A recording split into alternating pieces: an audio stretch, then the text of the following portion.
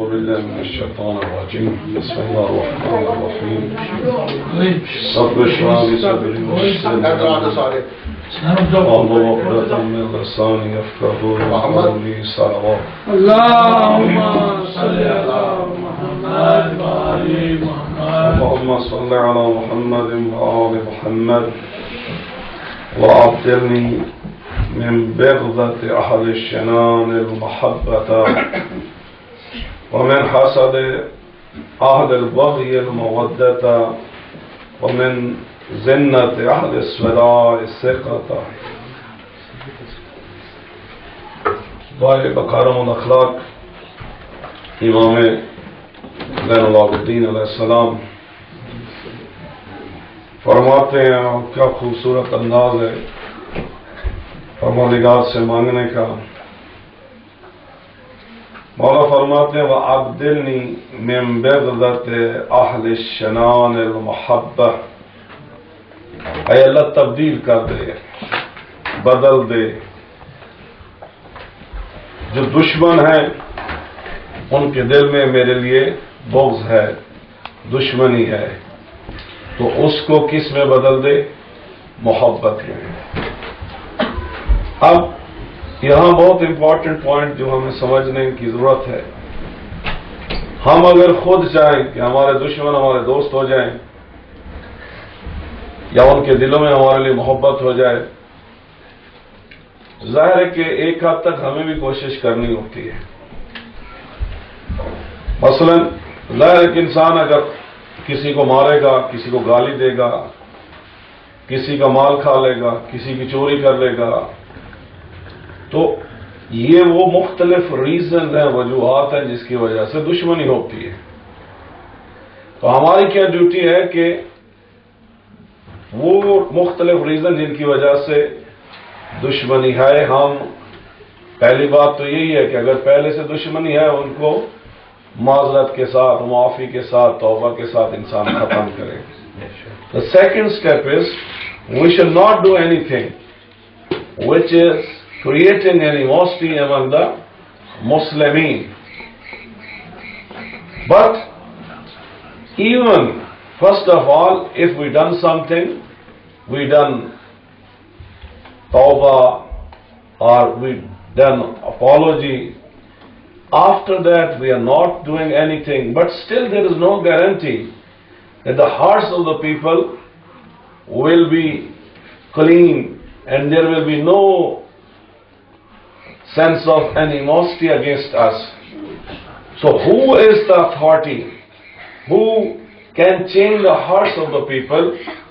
So here we need to understand the ultimate power, the ultimate authority to change the hearts of the people, that is Allah subhanahu wa ta'ala. So we need to work on two fronts. One front is related directly with us. We should not do anything, any action, any word, so that there should be animosity among the Muslimin. This is one front. Second front is, even if we are not doing anything, but still maybe there will be a lot of people who will be our enemy due to different reasons.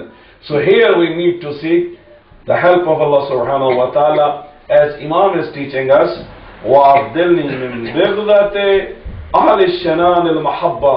او اللہ جو میرے دشمن ہیں ان کے دلوں میں میرے لیے محبت ڈال دے، یعنی دشمنی کے جذبے کو، بغض کے جذبے کو محبت کے جذبے میں بدل دے.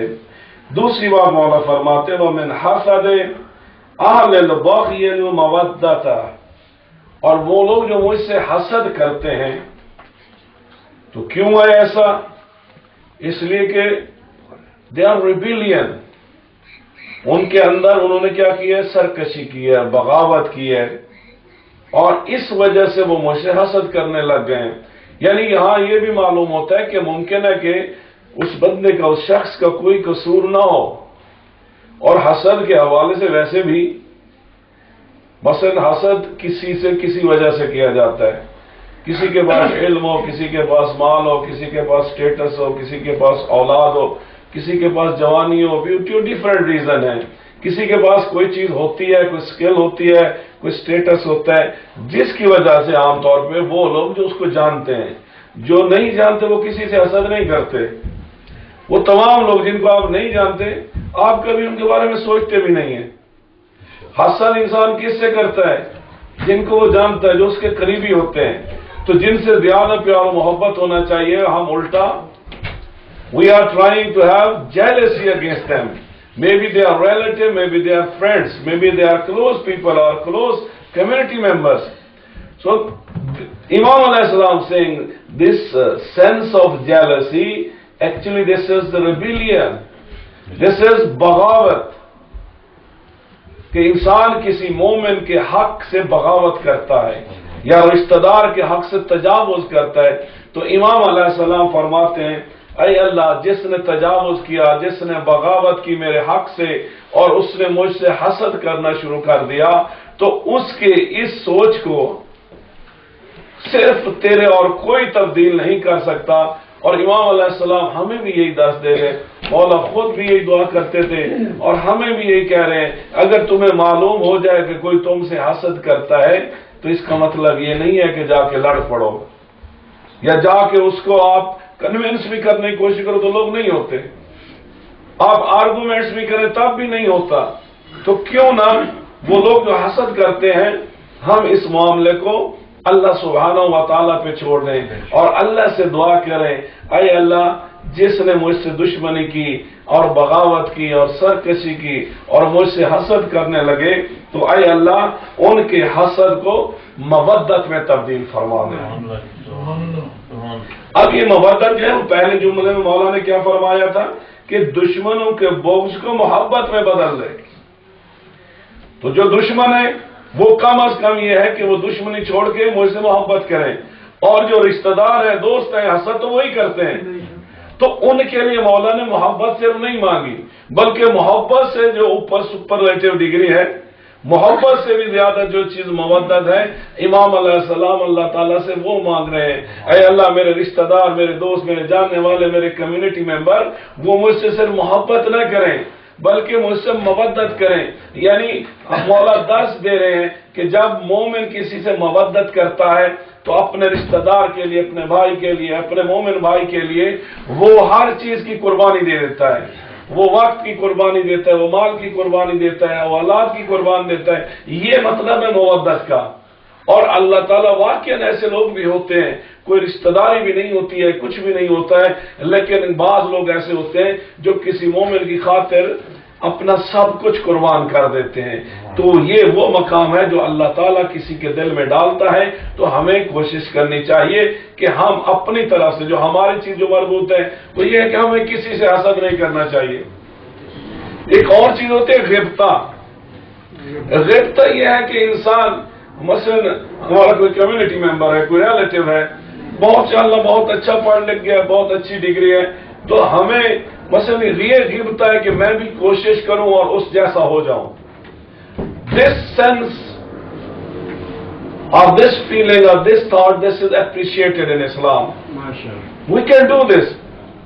And this is something that is promoting the community towards the better opportunities, towards the higher aims. کہ اگر کوئی بہت نیک ہے عبادت میں، میرا بھی دل کرتا ہے جس طرح وہ نماز شب پڑھتا ہے میں بھی نماز شب پڑھوں. جس طرح کوئی بہت اچھا قاری ہے میں بھی اسی طرح قرات کرنا شروع کر دوں، اسی طرح قرآن پڑھنا شروع کر دوں. جس طرح کسی کا بہت اچھا بزنس ہے، اس نے محنت کی ہے، تو میں بھی محنت کر کے اس کے جیسا بزنس کرنے کی کوشش کروں. تو یہاں پہ جو ایک ہیلتھی کمپٹیشن ہے، اسلام اس سے منع نہیں کرتا. اور ایسی سوچ رکھنا حسد بھی نہیں ہے. حسد کیا ہوتا ہے، جیلسی کیا ہوتی ہے؟ انسان خود تو کچھ نہیں کر سکتا، نہ تو خود محنت کر کے اس مقام تک پہنچ سکتا ہے. تو پھر وہ کیا کرتا ہے؟ وہ پھر دعائیں مانگنا شروع کر دیتا ہے. کیا؟ اے اللہ اس کا بزنس بیٹھ جائے، اس کی گاڑی کا ایکسیڈنٹ ہو جائے، اس کو چہرے پہ کوئی تیزاب پھینک جائے، اس کی بیوٹی ختم ہو جائے، یہ بیمار ہو جائے، عبادت کے لائق نہ ہو. تو اس طرح کی جب انسان سوچے کرتا ہے، کچھ لوگ تو سوچوں کی حد تک ہوتے حسد کرتے ہیں، اور کچھ لوگ اس سے بھی آگے بڑھ کر پلان کرتے ہیں کہ کسی کا کاروبار اچھا چل رہا ہے، کوئی ایسی چیز ہو جائے مثلا ٹیکس والوں کو بتا دیا، کسی اور کو بتا دیا، کسی اور کو اس کے سیکریٹ بتا دیا تاکہ اس کا کاروبار بیٹھ جائے. یا اسی طرح جو ہے مثلا بعض لوگ ایسا بھی کرتے ہیں کہ گاڑی میں کوئی ایسا وہ کر دے کہ جائیں اور ایکسیڈنٹ ہو جائے مر جائیں، یا ایسے ان کو انجریز ہو جائے کہ ان کی بیوٹی ختم ہو جائے. تو یہ پہلا سٹیپ یہ ہے کہ انسان سوچ کے حد تک جیلس ہوتا ہے، اور جو ورسٹ سٹیپ ہے انسان پریکٹیکلی ایسے پلانز بناتا ہے، ایسے ایکشن کرتا ہے کہ جس کی وجہ سے کوئی مومن یا مومنہ جو ہے جو کچھ اللہ نے اس کو عطا کیا ہوتا ہے انسان کوشش کرتا ہے اسے چھین لے. تو خدا تو دینے والا ہے، ہم کچھ بھی نہیں کر سکتے. ہم لاکھ کسی بھی حملے کریں، لاکھ کسی کو برباد کرنے کی کوشش کریں، جب تک خدا نہیں چاہے گا ہم کسی کے نہ بزنس کو خراب کر سکتے ہیں، نہ حسن کو خراب کر سکتے ہیں، نہ تقوی کو خراب کر سکتے ہیں، نہ اس کے مقام کو خراب کر سکتے ہیں. تو جب ہم کچھ نہیں کر سکتے تو کیوں نہ اپنی سوچوں کو پاک رکھیں. جس نے کسی کے لیے حسد کیا حقیقت میں اس نے اپنے آپ کی اپنی سوچوں کو ناپاک کیا. اور جس کا ذہن ناپاک ہے، جس کا ذہن نجس ہے تو وہ اہل بیت والا نہیں ہے. کیونکہ اہل بیت سے جو محبت کرتا ہے، اہل بیت منبع طہارت ہیں، اور اہل بیت بھی یہی چاہتے ہیں جو ان کے چاہنے والے، ان سے عاشق ہیں، ان کے شیعہ ان سے محبت کرنے والے ہیں، ان کو کیا چاہیے؟ ان کی سوچ بھی پاک ہو. ہر کسی کے لیے انسان اچھا سوچے.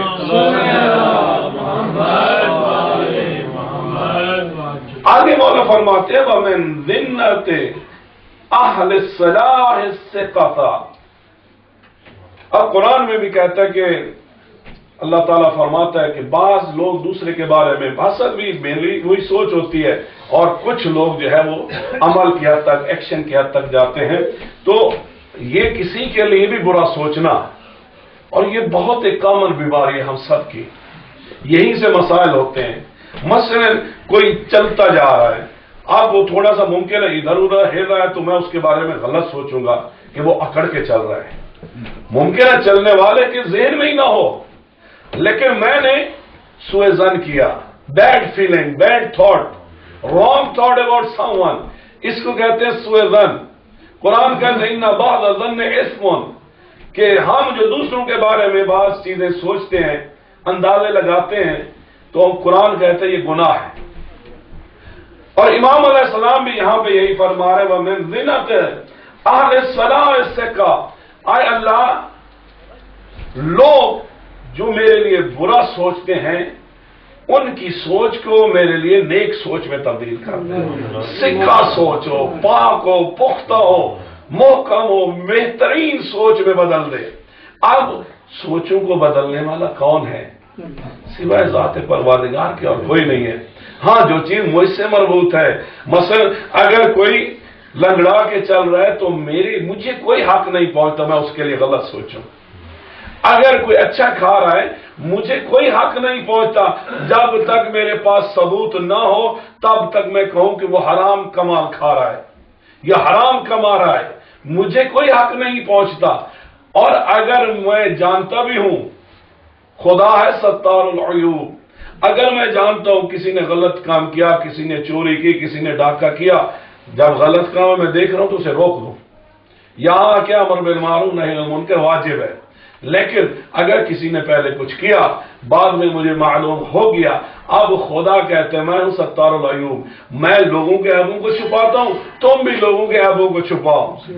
دنیا میں ڈھنڈورا مت پیٹو کہ فلاں کی بیوی ایسی، فلاں کی بیٹی ایسی، فلاں کا بیٹا ایسا، فلاں کا بزنس ایسا، فلاں کا مال ایسا. ہمیں کوئی، پہلی بات تو ہم جانتے نہیں ہیں، اگر جان بھی لیں ہم جج نہیں ہیں کہ ہم فیصلے دیتے پھریں، ہم مجتہد نہیں ہیں کہ ہم فتوے دیتے پھریں. اس کو چھوڑ دو اللہ پر. ہمارا کام کیا ہے؟ ذاتی طور پہ ہم ہر شخص کے ہر کام کے بارے میں، ہر بات کے بارے میں حسن ظن رکھیں، اچھا سوچیں. وہ ایسے چل رہا ہوگا، ممکن ہے کہ وہ مشکل رکھتا ہو، اس نے اچھا کھایا ہے، ممکن ہے اس نے محنت کی، اللہ نے اسے مال دیا ہے، اس کے بیٹے جوان ہو گئے ہیں، اس لیے لوگ اگر اس کے پاس آتے ہیں اس کی قدر کرتے ہیں، کسی وجہ سے کرتے ہوں گے. تو ہماری یہ ذمہ داری ہے کہ ہم مومنین کے بارے میں کبھی بری سوچ نہ لے آئیں. ہماری ذاتی طور بھی ہے، اور دوسروں کے برے ذہن کو ہم بدل نہیں سکتے. وہ کون بدل سکتا ہے؟ خدا۔ تو اس لیے ایک طرف ہماری ذمہ داری ہے کہ ہم کسی کے لیے بری سوچ نہ رکھیں، غلط اندازے نہ لگائیں، برے اندازے نہ لگائیں، اور اللہ سے بھی دعا مانگتے رہے کہ وہ لوگ جو ہمارے لیے بری سوچیں رکھتے ہیں، اے اللہ ان کی سوچوں کو پاک سوچ میں بدل دے، اور وہ میرے لیے نیک سوچیں، اچھا سوچیں، پاک سوچیں۔ اور یہ ذات پروردگار ہے کہ جو لوگوں کے اذہان کو، دلوں کو بدل دیتی ہے۔ بسم اللہ الرحمن الرحیم۔ اللہم کن ولیک الحجۃ ابن الحسن صلواتک علیہ وعلی آبائہ فی هذه الساعة وفي كل ساعة وليا وحافظا وقائدا وناصرا ودليلا وعينا حتى تسكنه أرضك طوعا وتمتعه فيها طويلا۔ پروردگار ہم سب کی حاضرین کی تمام حاجات کو پورا فرما، ہمارے بیماروں کو صحت و سلامتی عطا فرما۔ پروردگار ہمیں عمل کی اور سوچوں کی طہارت نصیب فرما، ہمارے قلب کو پاک اور صاف فرما۔ پروردگار حضرت حجت کا جل ظہور فرما، ہمارے مرحومین کو بخش دے، خصوصاً جن مومنات نے آج افطار کا اہتمام کیا گیا ہے، پروردگارہ ان کی سعی جمیلہ کو منظور و مقبول فرما، ان کے رزق و روزی میں اضافہ فرما، اور ان کے مرحومین کو بخش دے۔ اللہم